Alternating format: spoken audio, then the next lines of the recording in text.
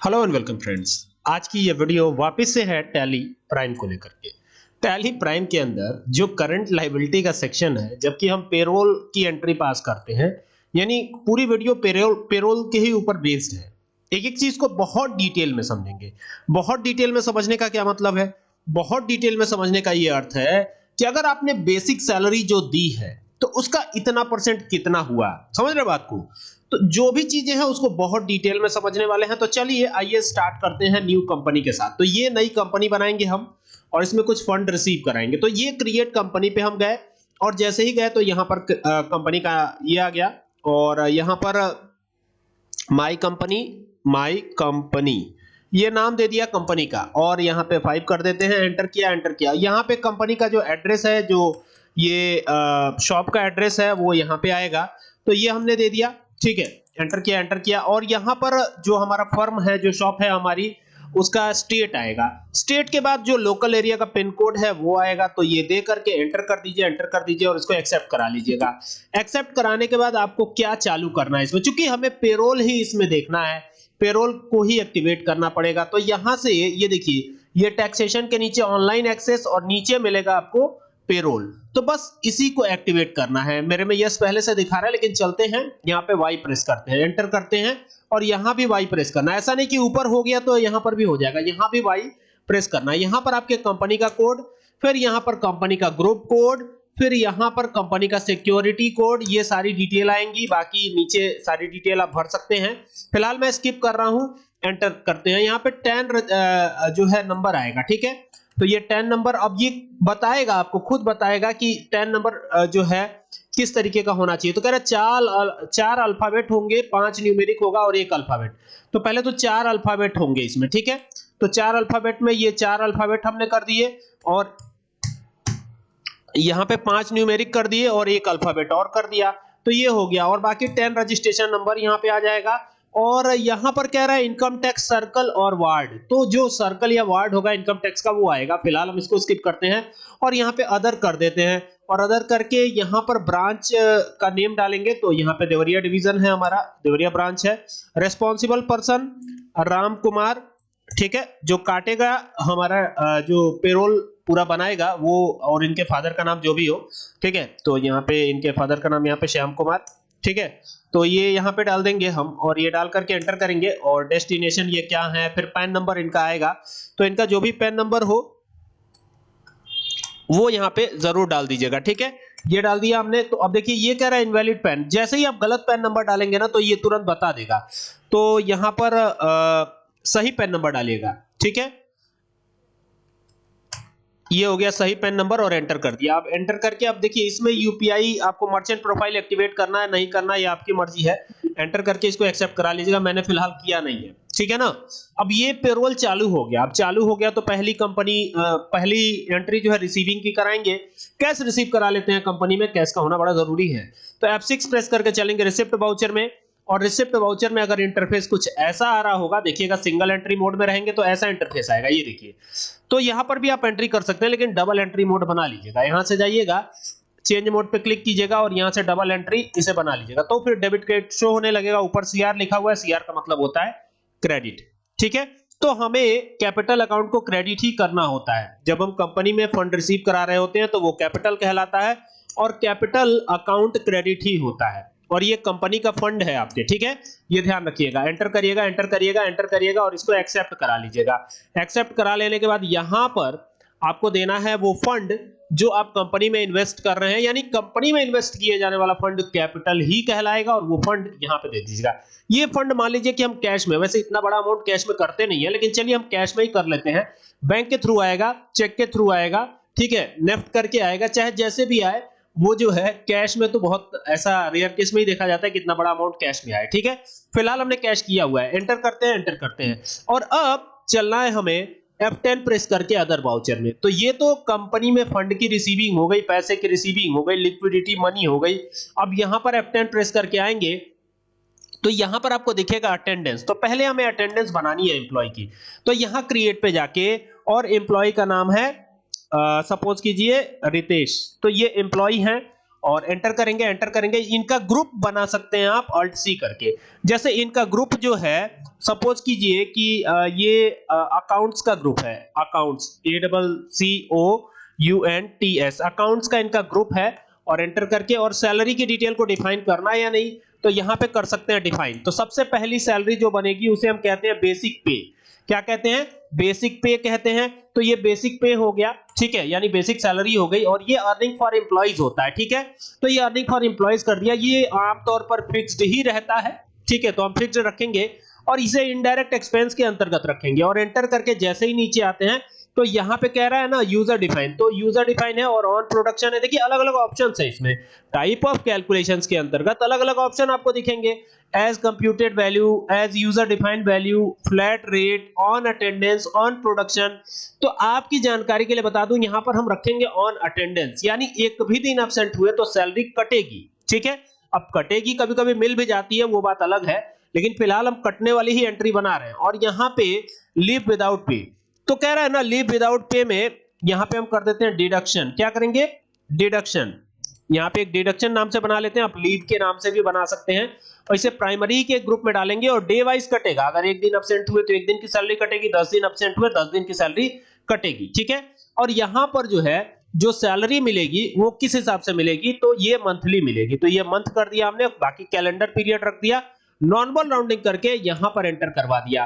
अब जो व्यक्ति है जिनका कि नाम राम है शायद, या जो भी नाम रितेश दिया है शायद, तो उनकी सैलरी मान लीजिए 30,000 रुपए है। कितनी है? 30,000 रुपए महीने है। कितनी है? 30,000 रुपए महीने। तो ये हो गया। अब यहां पर बेसिक पे के बाद Alt C करेंगे और यहां पे TA करेंगे। क्या करेंगे?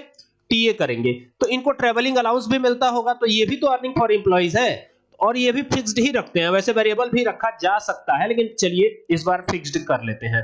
और इनडायरेक्ट एक्सपेंस करके एंटर करके यहां पर आएंगे, और जैसे यहां पे आते हैं तो ये रखेंगे ऑन कंप्यूटेड वैल्यू और नॉर्मल राउंडिंग, और यहां पर आएंगे ना तो ये जो है ऑन स्पेसिफाइड फार्मूला के तहत रखेंगे। अब देखिए मेथड ऑफ कंप्यूटेशन में अलग अलग चीजें दी गई है। On current deduction, total deduction तो है ही नहीं।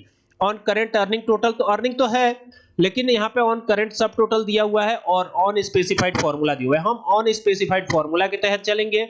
यहाँ पे बेसिक पे के हिसाब से सैलरी, मतलब पे जो इनका टीए है वो कैलकुलेट होगा। तो अगर सैलरी देखिएगा यहाँ पर, अगर सैलरी 15,000 तक है तो टीए मिलेगा परसेंटेज में 2%, माने 15,000 का 2% मिलेगा। और अगर 25,000 तक है, 15,000 से ऊपर, मतलब 15,000 से लेकर 25,000 तक है, तो यहां पर ये हो जाएगा 3%, और 25,000 से चाहे जितना ऊपर हो तो ये हो जाएगा 5%। तो ये हमने टीए का प्रोसीजर दे दिया है। अब यहां पर करेंगे डीए, यानी डियरनेस अलाउंस। तो ये हमने डियरनेस अलाउंस दिया, एंटर किया। यहां पर ये इसको भी फिक्स ही रखते हैं, और ये इनडायरेक्ट एक्सपेंस के अंदर जाएगा। एंटर करेंगे, एंटर करेंगे, एंटर करेंगे, और यहां पर कंप्यूटेड वैल्यू रखते हुए आगे बढ़ेंगे, नॉर्मल राउंडिंग करेंगे, एंटर करेंगे, और ऑन स्पेसिफाइड फार्मूला यहां पर भी हम रखने वाले हैं, ठीक है। तो यहां पर ये रख दिया है, और यहां पर रख करके ऑन स्पेसिफाइड फार्मूला कर दिया हमने, और बेसिक पे के ही आधार पर हमें कैलकुलेट करना है। तो ये बेसिक पे दे दिया हमने, और यहां पर जैसे ही आते हैं ना तो यहां पे सैलरी की बात आती है। तो अगर मान लीजिए कि जो सैलरी है, अब वही चीज की इसमें क्राइटेरिया देनी होगी। तो सैलरी मान लीजिए 15,000 तक है, तो इसमें डियरनेस अलाउंस कितना मिलेगा? आप अमाउंट वैल्यू भी दे सकते हैं, यहाँ पे वैल्यू भी दे सकते हैं, कोई दिक्कत नहीं है। तो अगर 15,000 तक है तो ये 2500 मिलेगा। 15,000 से ऊपर 30,000 तक है, यहाँ पे देखिए 30,000 तक कर दिया है, ये 30,000 कर दिया मान लीजिए, और यहाँ पर वैल्यू कर देंगे 3,000। कितना कर देंगे? 3,000। तो यहां पर आकर के और इस पे क्लिक करके, और ये वैल्यू आ जाएगी 3,000, ठीक है। यानी 15,000 तक है तो 2500, और 15,000 से ऊपर 30,000 तक है तो 3,000, ठीक है। ये 30,000 हो गया है, यहाँ पे 3,000 ही रखना है, ठीक है ना, ध्यान दीजिएगा। ये हो गया 3,000। अब 3,000 से 30,000 से ऊपर अगर सैलरी है तो चाहे जितनी ऊपर सैलरी हो, अब मिलेगा केवल 3,500 रुपए। तो ये 3,500 रुपए कर दिया, ठीक है। इसके अलावा एचआरए भी दिया जाता है, तो एचआरए भी मिलेगा। तो एचआरए यहां पे लिखते हैं, एचआरए हाउस रेंट अलाउंस बोलते हैं इसे। तो ये हो गया एचआरए, थोड़ा इसको अच्छे से लिख लेते हैं, बीच में गैपिंग हो गई, एचआरए, ठीक है। तो ये हो गया एचआरए। एंटर करेंगे, एंटर करेंगे, और ये भी एक तरह की अर्निंग ही होती है, डिडक्शन नहीं होता है, ठीक है, और ये भी फिक्स्ड ही रहेगा, आप चाहे तो वेरिएबल भी रख सकते हैं। एंटर करेंगे एंटर करेंगे एंटर करेंगे और एंटर करके यहाँ पे आएंगे तो ऑन कंप्यूटेड वैल्यू करके और यहाँ से नॉर्मल राउंडिंग करके एंटर करेंगे और एंटर करने के बाद इसको भी ऑन स्पेसिफाइड फार्मूला के तहत हम लेके जाएंगे। ठीक है, कैसे जाएंगे देखिए, सैलरी स्लिप एक बार में हजारों सैलरी स्लिप तैयार हो जाएगी आपकी, एक बार मेहनत करना है और फिर अपने आप ये होती चली जाएगी।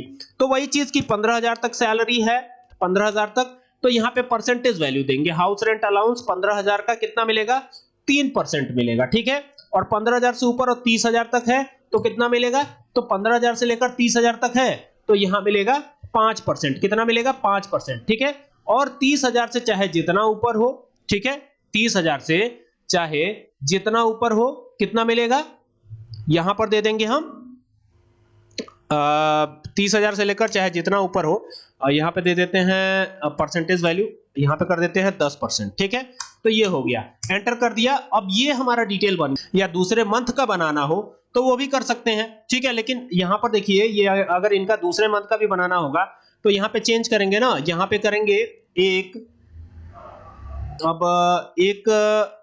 मई कर देते हैं, 1/5/2024, तो ये 2 मंथ का डिटेल बनेगा। ठीक है ना, अब कह रहा है ना कि कॉपी द प्रीवियस वैल्यू, अगर आप प्रीवियस वैल्यू को कॉपी करना चाहते हैं तो यहां से कर सकते हैं और नहीं तो फ्रेश स्टार्ट कर सकते हैं। फिलहाल हमें एक ही बनाना है, 2 नहीं बनाना है, तो यहां पर हम करेंगे एंड ऑफ लिस्ट। ठीक है, HRA करके और फिर नीचे आएंगे और एंड ऑफ लिस्ट करेंगे और एंड ऑफ लिस्ट करने के बाद यहाँ पे देखिए ये एंड ऑफ लिस्ट हो जाएगा, ये HRA हो गया और फिर एंड ऑफ लिस्ट हो गया और फिर एंटर करके और यहाँ से इसको हटा देंगे। ये जो हमने दिया है ना, यहाँ पे डेट जो दे दिया है, ये डेट हम हटा देंगे, इसको बैक स्पेस की प्रेस करके हटा दीजिएगा, एंटर कर देंगे, एंटर कर देंगे। ठीक है, अब इसमें एक चीज और हमें दे देनी है, क्या दे देना है, एंटर करेंगे, यहाँ पे पीएफ भी बनाएंगे, तो यहाँ पे Alt C करके यहाँ पे प्रोविडेंट फंड के लिए पीएफ लिख देते हैं। अब पीएफ में बड़ी कंफ्यूजन है, पीएफ में कंफ्यूजन इसलिए होती है क्योंकि पीएफ तो कटता है, तो कई बार इसे डिडक्शन फ्रॉम एम्प्लॉइज की तरफ हम लेके जाते हैं तो यहाँ पे गलती हो जाती है। ठीक है, तो ये गलती नहीं करना है आपको, तो ये स्टैट्यूटरी डिडक्शन है, तो एम्प्लॉइज स्टैट्यूटरी डिडक्शन में इसे लेकर जाएंगे हम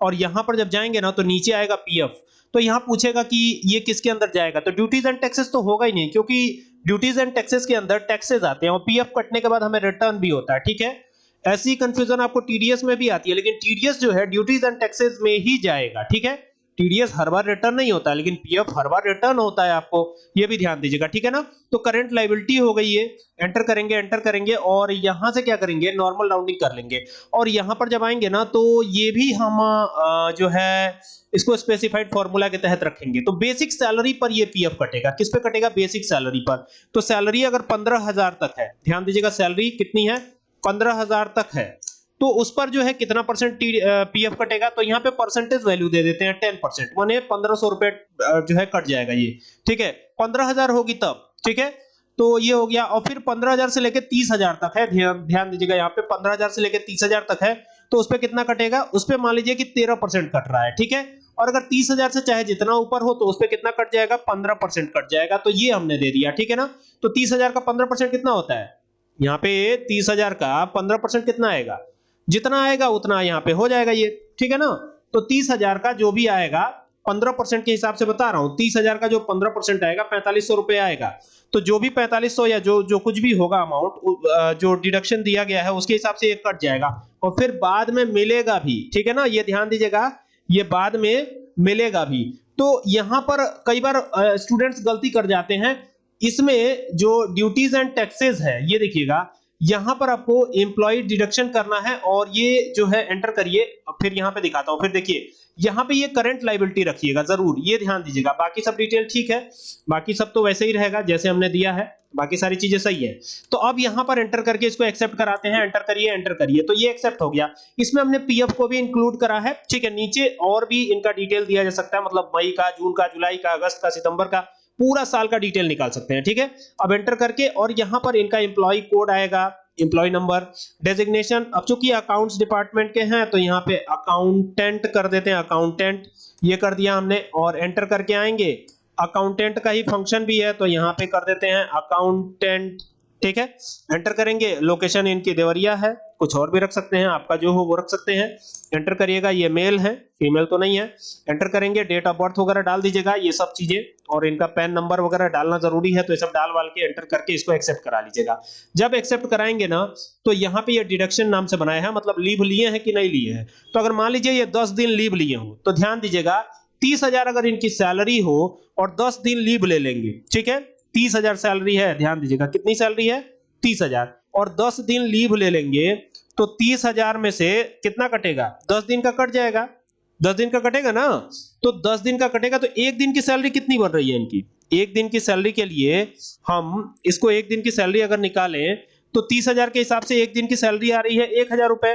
तो अगर 10 दिन की सैलरी कट जाए तो इनकी सैलरी बनेगी 20,000 रुपए, ठीक है।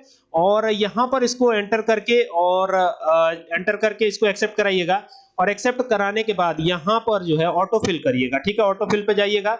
अच्छा, ये अटेंडेंस का ऑटो फिल था, हमें पेरोल वाउचर में जाना है, तो यहां से पेरोल वाउचर में चले जाइएगा। ये आपका पेरोल वाउचर है, अगर कंट्रोल F4 करके भी जा सकते हैं, और कैश में इनको हम पेमेंट देंगे, ठीक है।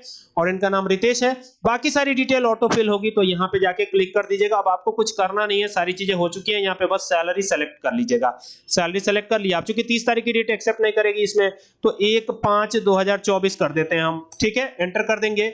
और ये हम रितेश नाम से इनकी सैलरी स्लिप जनरेट करेंगे, और इनको कैश में सैलरी मिलेगी। तो देखिए इनकी सैलरी कट गई, बहुत सारी चीजें मिली भी हैं। 619 रुपए 35 पैसे का जो है इनको टीए मिला है, 5,500 का डीए मिला है, एचआरए इनको 1,029 रुपए का मिला है, और 2,600 रुपए पीएफ भी डिडक्ट हुआ है। तो ये सारा कट करके, और जो एब्सेंट हुए होंगे उनकी भी, उसमें भी सैलरी गई होगी इनकी, यानी इनको सैलरी तो 20,000 मिली होगी, बाकी ये सब जोड़ लीजिएगा, ठीक है, और जो पीएफ है उसको माइनस करना पड़ेगा, ठीक है ना। ये सब चीजें ध्यान रखिएगा, और एंटर करके इसको एक्सेप्ट कराइए। तो ये इनकी सैलरी बन गई। अब यहां से बाहर आइए, और बाहर आकर के एक बार क्या करना है आपको, के प्रेस करना है। के प्रेस करने के बाद ये आप देख पाएंगे, ये डिटेल है इनकी, ठीक है। लेकिन अगर आप सैलरी स्लिप देखना चाहते हैं, तो यहां से बाहर आने के बाद, आपको कहां आना है, डिस्प्ले मोर रिपोर्ट पर। यहां देखिए ये डी प्रेस करना है, ठीक है। डी प्रेस करके आपको क्या करना है, डी जैसे ही प्रेस करेंगे तो स्टैट्यूटरी रिपोर्ट इनकी ये है, और इसके नीचे पेरोल रिपोर्ट मिलेगा। पेरोल रिपोर्ट पे जाइएगा, पे स्लिप पे जाइएगा, और ये अब किस हिसाब से देखना चाहते हैं, ग्रुप के हिसाब से देखना चाहते हैं। ग्रुप में जैसे मान लीजिए 10-20 लोग हो सकते हैं, 5-6 लोग हो सकते हैं, लेकिन हम एम्प्लॉय के नेम के हिसाब से देखेंगे, ठीक है। तो इनकी जो नेट सैलरी थी वो बननी थी 32,100, लेकिन अब्सेंट हो गए, तो नेट अमाउंट इनको मिलेगा 25,516 रुपए। 2,600 रुपए डिडक्शन भी है इसमें, ये ध्यान दीजिएगा, 2,600 रुपए का डिडक्शन भी है। तो यहां पर अल्ट के साथ पी प्रेस करेंगे और एंटर करेंगे, तो इनकी पे स्लिप जनरेट होती हुई नजर आएगी। आई बटन प्रेस किया है मैंने, और अब देखिए यहां पे डिडक्शन इनका पीएफ दिखा रहा है, 2,600 रुपए इनका डिडक्ट हुआ है। देखिए यहां पर ये आ रहा है 2,600 रुपए डिडक्शन का, ठीक है। तो उम्मीद करता हूं कि आपको पूरी बात समझ में आई होगी, और मिला क्या है वो सब दिख रहा है। अगर आप अटेंडेंस की डिटेल चाहते हैं तो यहां से एक्टिवेट कर सकते हैं। जिससे बाहर आइएगा ना, तो यहाँ पे कॉन्फ़िगर दिया हुआ है, तो कॉन्फ़िगर पे जाके और भी ऑप्शन इसमें दिए हुए हैं, तो यहाँ पे ये उसको एक्टिवेट कर लीजिएगा, ठीक है। तो ये सारी डिटेल मैंने आपको बता दी। उम्मीद करता हूं कि आपको पूरी बात समझ में आ गई होगी। वीडियो थोड़ी लंबी है, लेकिन एकदम 100% क्लियर कट हो जाएगा, आपको कहीं भी कोई भी कंफ्यूजन रहेगी नहीं, ठीक है। तो चलिए मिलते हैं अब नेक्स्ट वीडियो में। Thank you for watching this video.